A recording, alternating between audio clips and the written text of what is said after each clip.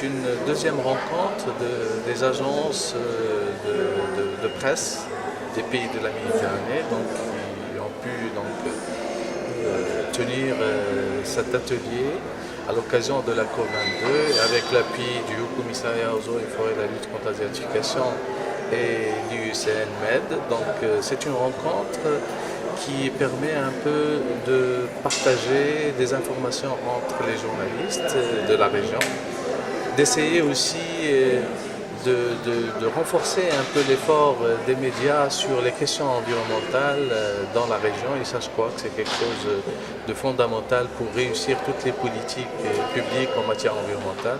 C'est une façon donc de mieux disséminer l'information environnementale au grand public. Et cette journée aussi a eu la chance de faire une déclaration intéressante, très importante pour le Maroc, c'est que la MAP, notre agence de presse nationale, a lancé un site spécialisé sur les questions écologiques, et je crois que ça c'est aussi une très très bonne nouvelle pour toutes les institutions qui travaillent sur les questions environnementales, mais aussi pour les citoyens et citoyennes qui s'intéressent bien sûr à toutes ces questions environnementales. C'était aussi une occasion pour sensibiliser les médias sur toutes les initiatives qui sont lancées dans la région méditerranéenne et l'importance de la prise en compte à l'échelle internationale des problématiques environnementales dans la Méditerranée, étant donné qu'il s'agit de zones et de régions très vulnérables au changement climatique. Donc c'était aussi l'occasion de parler d'une initiative qui fait l'interconnexion entre les régions méditerranéennes et les régions du Sahel, vu les enjeux socio-économiques et environnementaux qui touchent toute cette zone-là, et surtout la représentation de la cinétique des effets du changement climatique sur les différents espaces de la région. Et ça aussi, c'était une occasion intéressante de parler avec les journalistes sur cette initiative pour aussi la faire porter je dirais aussi au niveau de la société civile qu'au niveau des citoyens. Oui, nous avons en fait plusieurs conventions avec l'UCN sur différents thèmes. On a beaucoup de projets avec eux, mais aussi pour nous c'est une interface importante, étant donné que l'UCN, dans ses membres, dans ses compositions, il a toute la société civile qui s'intéresse aux questions environnementales. Et là, c'est une occasion pour nous de trouver justement le meilleur moyen de faire fédérer un peu les synergies qui existent dans la région méditerranéenne entre le Maroc et l'UCN pour vraiment renforcer l'action pour l'environnement dans la pays. Ce que nous constatons, c'est qu'il y a un engagement de plus en plus fort des agences de presse et des journalistes d'une manière générale pour ces questions de l'écologie et des questions environnementales.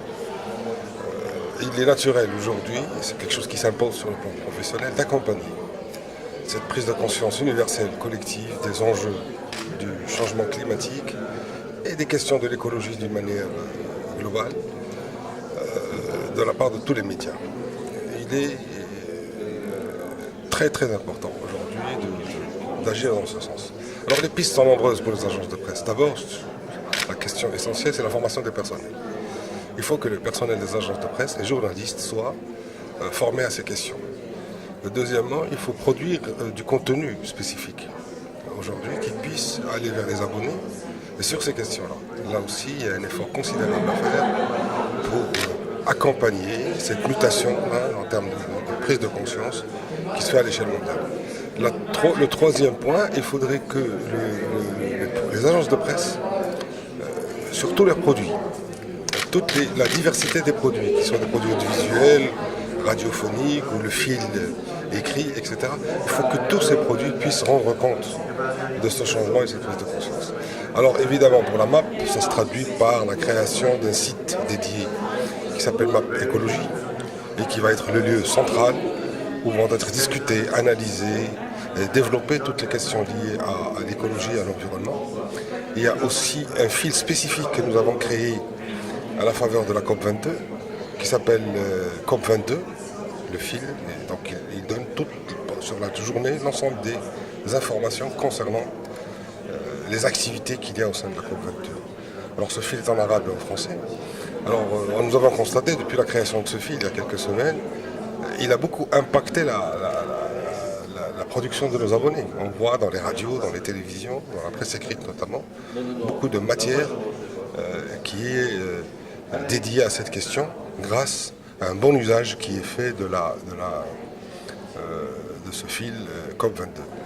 Maintenant, sur le plan interne, nous avons un service environnement et développement durable qui est en train de se progresser petit à petit. Et moi, je ne doute pas que d'ici quelques années, ou quelques mois en tout cas, on va pouvoir l'étoffer avec d'autres personnels spécialisés dans ces questions de l'environnement et qui vont nous apporter un savoir-faire, une connaissance et une expertise absolument nécessaires pour produire du bon contenu. Le savoir a toujours évolué avec la communication et l'information. Sans communication, sans information, le savoir ne pourrait pas être transmis à tout le monde, y compris les mass médias d'une part, mais aussi les décideurs et les acteurs. Et de cette manière, donc, la communication est quelque chose de fondamental pour la science, pour le savoir. Aujourd'hui, on se réunit ici en marge de la COP22 pour traiter une question fondamentale à laquelle on ne donne pas beaucoup d'attention. C'est l'information scientifique. Qui s'occupe de ça? Qui transmet cette information scientifique? Aujourd'hui, ça sera l'occasion avec les journalistes, avec les agences de presse de la Méditerranée, du Maghreb, de l'Europe aussi, pour traiter cette question, de voir comment on peut développer cette interactivité entre la science et la communication, entre la science et l'information. Et je pense qu'on va aboutir. Ça a toujours donné beaucoup de résultats, mais ça peut encore donner mieux.